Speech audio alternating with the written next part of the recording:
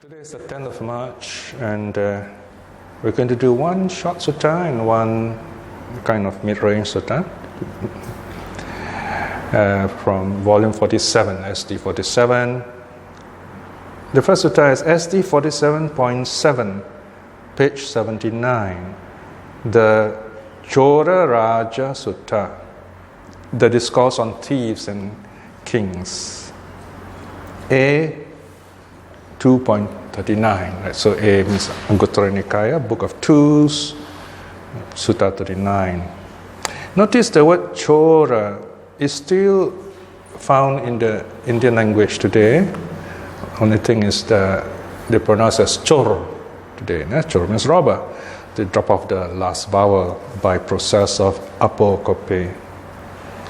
The Raja is king. This word has, spread all over Southeast Asia through Indianization. The royal houses still use the word king, Raja, or Raj in modern Indian language. Now, notice the title is what is called, it is in stem form. Cora Raja Sutta. Words in Indian languages, for example, Pali, they're like plants. You got the stem, you got the roots. The root is the basic element of the word. For example, the word Buddha, Bodhi, Bujjati, they all come from the same root. The root is Bud, B-U-D-H. Bud means to awaken, to understand. So that's the root, and then the stem is the word by itself, which is never used in grammar, but they form the basic element in the dictionary. So in the dictionary, you will list the words by their stem form. So stem form are very versatile. For example, Cora usually would be singular. Cora Raja is actually one word in Pali, but in English it's easier if you separate them. So Cora, depending on the context, you can translate as a thief, or in this case, we translate as plural, thieves. I mean, the sutta is not likely to be about a thief and a king. It's about thieves and kings, because we're talking about a general situation. All right, so the theme is good monks and bad monks affect one another and the world. So this is a short sutta. It's a very instructive sutta. Let me read the sutta and then explain it from there. The translation is on page 81. Cora Raja Sutta, the discourse on thieves and kings.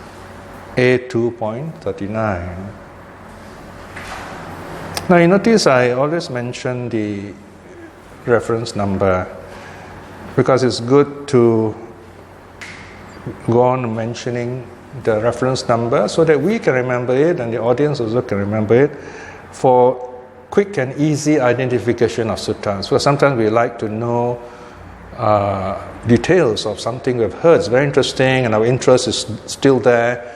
And it's good to quickly follow up, because you wait too long, you say, it's okay, it's not important now, right? So it's good to know either the sutta name or the sutta reference number, or where the sutta is located.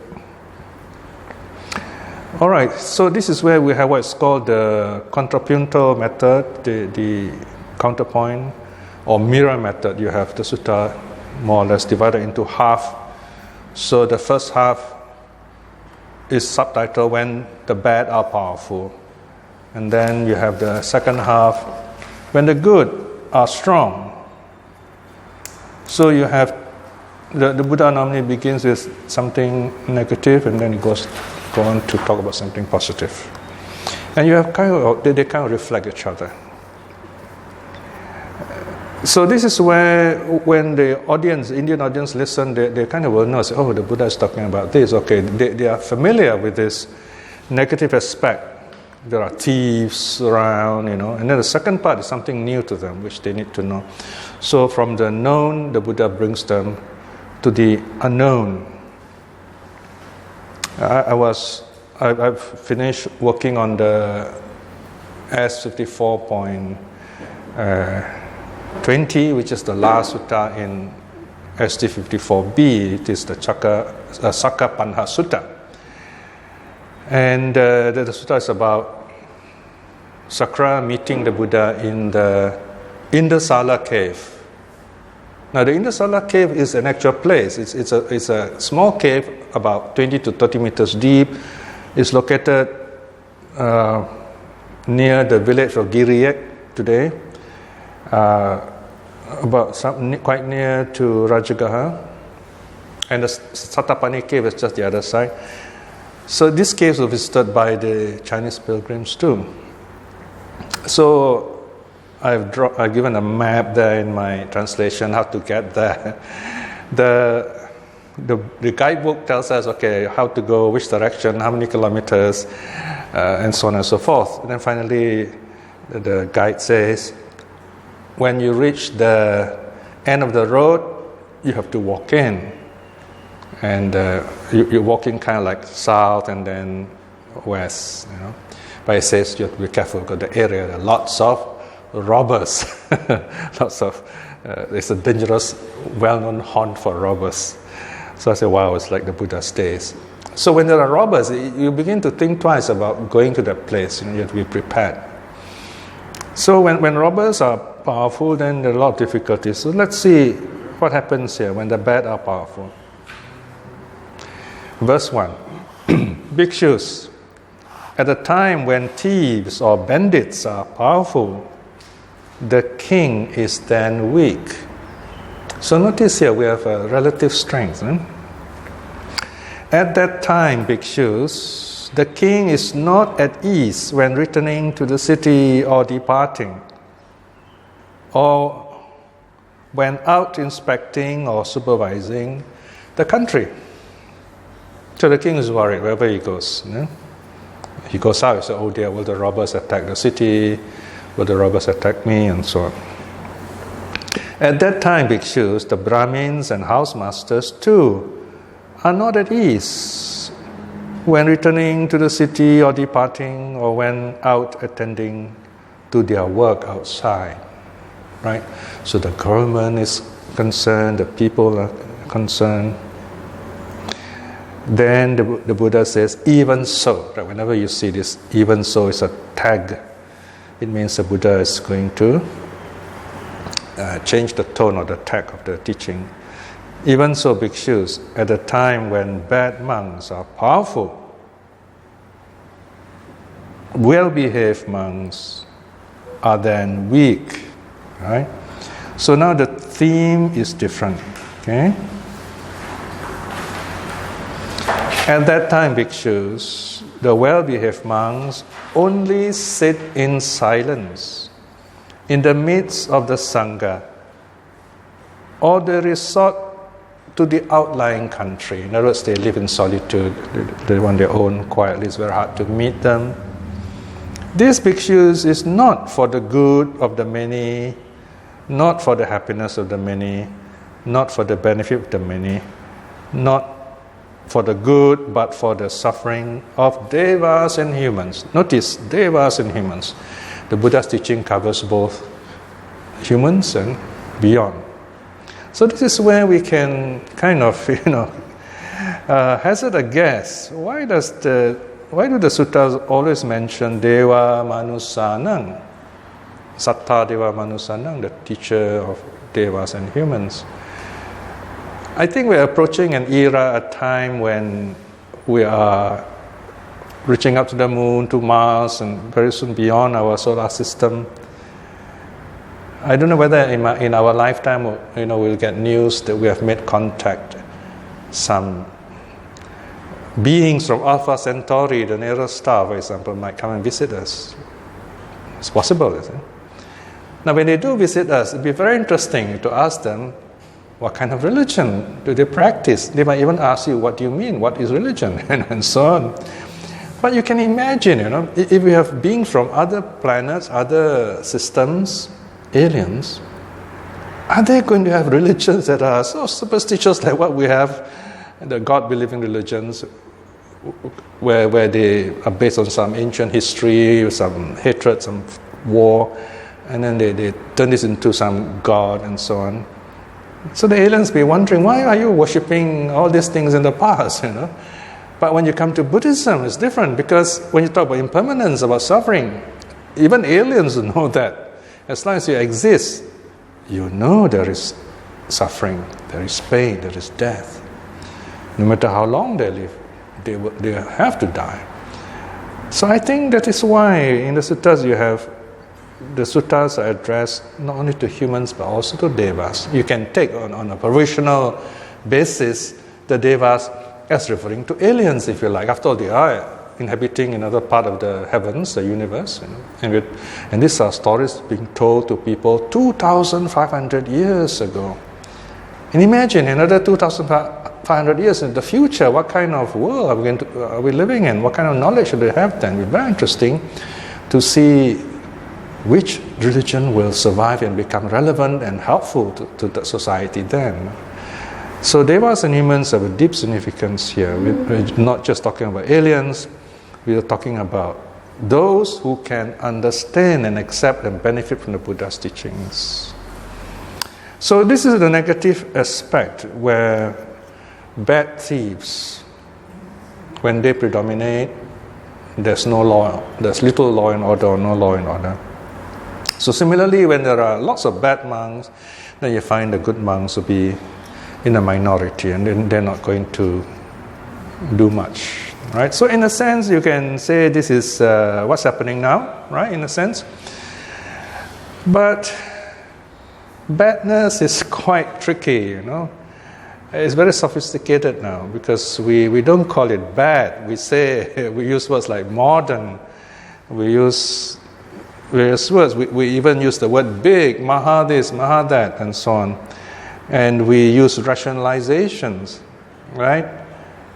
Basically, we can say that anything that diverts from the original teachings of the Buddha of anicca, dukkha, anatta can be regarded as bad or at least not helpful. Right?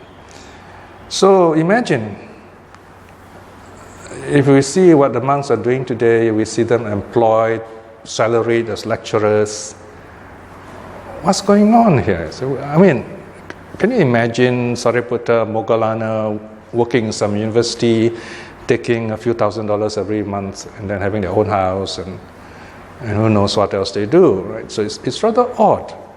It's rather odd because the idea of becoming a monk is renunciation, right? And then you have monks are fortune tellers, and this is really going backward, The very thing that the Buddha said don't do, and here they are doing it. So these are the dangers. You don't see them like the robbers out there, but they are right within amongst us. So it's a bit more tricky now. And so because of this, you find the good monks also do not say things out very much. And if you do tell the truth, then you have to be prepared to be sent to Coventry, to be blackballed, to be alienated, ostracized, right? So it's a difficult choice. So do you fear karma? Do you love the truth? So these are, in a sense, the choices are quite clear. We have to tell the truth so that the future, at least the future, will benefit, to be a better world to come. If we have the power, the ability, and the task to run an organization, some kind of project where we have the authority over a sizable number of people, well, so what kind of what will we do? What will be our task? Are we here in the position of authority, power, and so on? Are we going to please the rich, enrich the monks and nuns, promote ideas that ultimately will weaken and destroy Buddhism? Do we know that we are even doing that? We think that we're doing the right thing, but right in whose definition? Do we do things out of fear because we feel we do not want the majority, the powerful, to criticize us? The problem is many of these people, they work for, say, 1 or 2 years, you work as a president of a society, and then they disappear. You don't see them anymore. It's as if you don't know them anymore. This is one of the very strange phenomenon we see in Asian Buddhism. People think that you serve you serve time. You're like prisoners. So you serve time, and after that you don't have to do it anymore. It's not your job anymore. It's almost like a shame to step down as a president, to lose your post. It's not like that. You're doing Buddhist work, Dharma work. So whether you are having a status or not, whatever you say, whatever you do can bring wholesome and significant change to society right now and for the future. So this is something we have to think about, that a voice must be given to those who love the Dharma. A voice must be given to those who want to practice Buddhism as taught by the Buddha, not something hijacked by the gurus and the sectarians for their own benefit to confuse the people. We need to give this serious thought. So this is where the second part comes in, the more positive part when the good are strong. Section 7. Bhikshus, at a time when the king is powerful, the thieves are then weak. At that time, bhikshus, the king is at ease when returning to the city or departing, or when out inspecting the country. At that time, bhikshus, the Brahmins and housemasters too are at ease when returning to the city or departing, or when attending to their work outside. Even so, bhikshus, at a time when well-behaved monks are strong, bad monks are then weak. At that time, bhikshus, the bad monks only sit silently in the midst of the sangha, or on this and that account, that is, or they live for various parts. You can translate in two ways. No? These bhikshus is for the good of the many, for the happiness of the many, for the benefit of the people, for the good, for the happiness of devas and humans. So here we see the king, which is a very familiar authority in the Buddha's time. The kings were becoming very powerful. Kingdoms and empires were replacing the old republican system. You can say Asoka's empire started at that time. The roots of empire started then. And the king here, in a sense, represents the Dharma, if you like. So if the Dharma is strong, then the good have a chance to prosper. It's easier to be good, in other words. So the monks are reminded here that they are the beacons of good practitioners. They are the exemplars. If they behave well, then we are likely to follow. Now we can think in reverse. Think out of the box. We can influence the monks too by studying the suttas, understanding the suttas, and telling the monks in no uncertain terms that we want them to behave, we want them to be good, because we need them to preserve the Dharma. And I think the Sutta Discovery, even our Facebook, is doing something like that, because we do occasionally write some very open, honest, and hopefully inspiring reflections that we know very well the monks and nuns are actually reading them. And occasionally, when it needs be, we do pick a quarrel with the monks and nuns too. Of course, not an easy thing to quarrel with a monk and a nun. You've got to make sure that you're knowing what you're saying. I had this very difficult time with a nun who is often on Facebook, all smiling all the time. I call that the money smile, because it attracts lots of support from the world. Basically, you know the suttas, you know the Vinaya. Monks and nuns don't do that. We don't go around flashing smile everywhere and put pictures of ourselves again and again on Facebook like a layman. So I told her so. She got very upset and kind of told me, told me off. He said, I'm jealous, and so on. And say, well, are you angry? He said, no, I'm not angry, I'm happy. I said, wow, we have another problem there.